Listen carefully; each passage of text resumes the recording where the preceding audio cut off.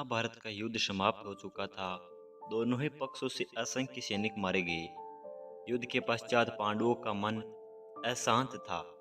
इससे मुक्ति पाने के लिए उन्होंने तीर्थ यात्रा पर जाने का निश्चय किया। उन्होंने श्री कृष्ण से तीर्थ यात्रा पर जाने के लिए अनुमति मांगी। भगवान ने उन्हें तीर्थ यात्रा पर जाने की अनुमति देते हुए कहा कि मैं तुम्हारे साथ नहीं जाऊंगा।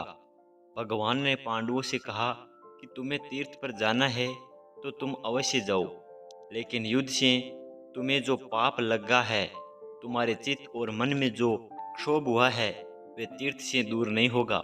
लेकिन तुम लोग मेरा एक काम करना, मेरा ये तुम्बा भी अपने साथ लेते जाओ और अपने साथ साथ मेरे तुम्बे को भी सभी तीर्थों में स्नान करवाना।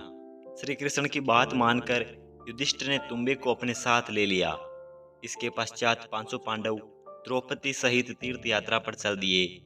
अपनी यात्रा के क्रम में उन्होंने जिस तीर्थ में स्नान किया, वहां कृष्ण के दिए तुम्बे को भी स्नान करवाया।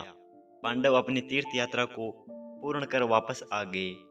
भगवान ने उनसे अपना दिया हुआ तुम्बा मांगा और पूछा कि इसे भी उन्होंने तीर्थ में स्नान करवाया है न? युधिष्ठिर ने हाँ में जवाब दिया। भगवान ने तुम्बे को पीस कर उसका चूर्ण बना दिया और प्रसाद के रूप में 500 पांडवों को खाने को दिया। तुम्बे का चूर्ण मुंह में रखते ही 500 भाइयों ने उसे थूक दिया। भगवान ने उनसे इसका कारण पूछा। पांडवों ने कहा, प्रभु ये तो कड़वा है।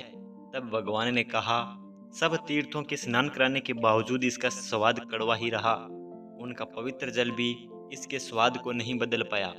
श्री कृष्ण ने उन्हें समझाते हुए कहा कि इस तुम्बे को तुमने बाहर से ही स्नान करवाया, वह जल इसके भीतर नहीं गया, इसलिए यह कड़वा रहा। इसी प्रकार तीर्थों में स्नान करने से तुम्हारा शरीर तो पवित्र हो गया, लेकिन इससे तुम्हारा मन पवित्र नहीं हो पाया। चित्त के दोष तो सिर्फ आत्मरूपी तीर्थ में स्नान करने से ही दूर होते हैं। इसलिए सच्चा तीर्थ तो आत्म तीर्थ ही है।